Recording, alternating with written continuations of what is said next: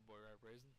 Today I want to talk about Titanfall. The beta came out this past weekend, and I wanted to give my own opinions and thoughts about the game. A little bit about the gameplay in the background. It's with the carbine AR with a Hammond semi-automatic pistol. I'm not going to spoil how well or how bad I did. You guys can be the judge of that by the end. Again, sorry for the frame chopping here. They're still trying to figure out the correct settings to get rid of that problem. If anyone could help me with that or have any opinions or thoughts about it, please leave it in the comment section and I'll look at it. To start out with my thoughts and opinions, I wanted to start out to point out that these are my opinions and they're based on a beta, not the full game. So these are pre-formed before the game even comes out. Just a little bit of what I've been able to play. I was asked my opinion on the game and if I thought it was worth the money, so here goes now. My honest opinion is that this is the best first-person shooter, one of the best first-person shooters I've ever played. This is an excellently made game. That's something that should be expected from the guys that this game came from the same guys that created the likes of Call of Duty World at War and Modern Warfare 2, which are two really good Call of Duty games. And when these guys were fired and they left, you had to expect that they were going to come out with something really good, which is what Titanfall is. The company Respawn Gaming has had some time to work on this game, and which is something Call of Duty doesn't have since they have only 1 year to work on the game, and with Sledgehammer Games introduced into production of them, 2 years. So these guys have even had more than 2 years. They've had quite a long time to get this game, so it allows them to work a lot of kinks and build a game that runs smoothly. The game is an excellent one. The maps are fairly large, but with the addition of bots in the game, it keeps the game consistently going. Where in COD, there can be stale points when there are large spaces in the map. There are 6 players on each team. People at first thought that this could be a problem, but with Titans boosting around the level and bots constantly dropping in, there's constant action unless you're looking to be in the fight part of the map and purposely avoiding contact. And as for Titans, they're a good element.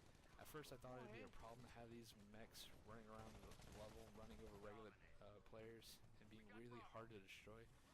But surprisingly, they can be destroyed easily. You can either sit back and destroy them more slowly and carefully with your anti-Titan weapon, or you can get reckless and hop on top of the Titan and shoot it up close, straight into the Titan's guts. You pull the little helmet off and you start shooting at the wires and whatnot inside it. But with that reckless, here comes the balancing. If you take that reckless decision to hop on a Titan, the pilot inside the Titan is told that you are there and they can hop out and shoot you off. So it's balanced. You can do slowly and carefully in the background, and it takes a little bit more time with your anti-tank weapon, or you can hop on it. And as for the Titan pilot actually being in it,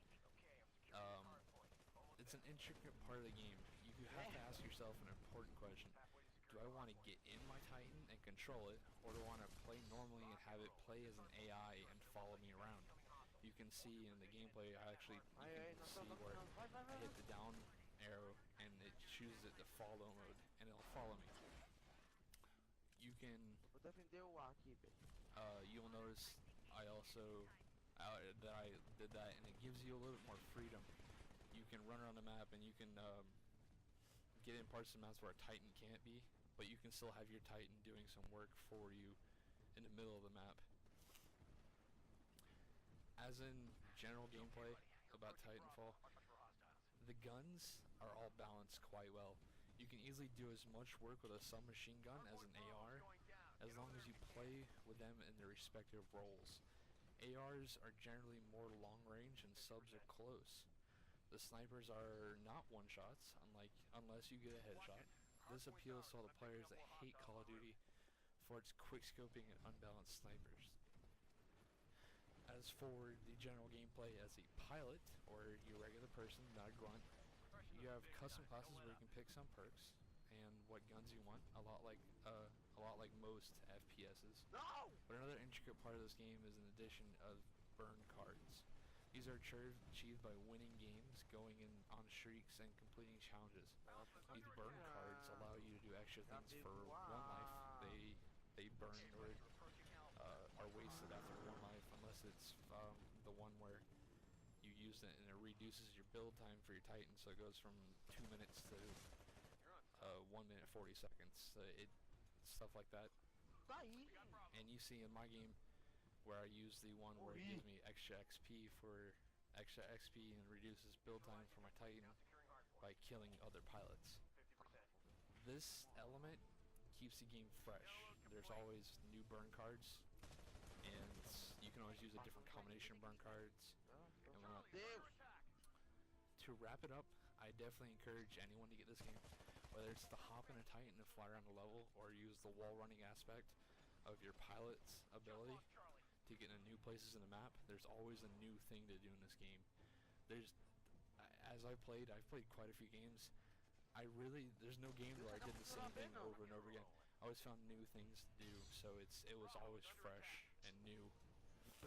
No, I don't believe this is going to be a COD killer. COD is in Call of Duty. But it will definitely be a distraction for when you just can't take those 6-year-olds telling you to suck at Call of Duty. I'll see y'all guys later, and I should have another Titanfall video out soon. One last thing about Titanfall. The beta is going to close on Wednesday, the 19th, at 9 p.m. Eastern Standard Time. So if you don't have it for Xbox One, I would encourage you to go download it real quick and play it before it closes. And for PC users, I don't know that much about you, but you should have, if you sign up before the 15th for a beta code, I think you got access, but it's not an open thing like Xbox One is, where you can just go get it free. Again, but I do know the closing time for that one is the same, the 9 p.m. Eastern Standard Time on Wednesday the 19th of February. Alright guys, I'll talk to y'all later.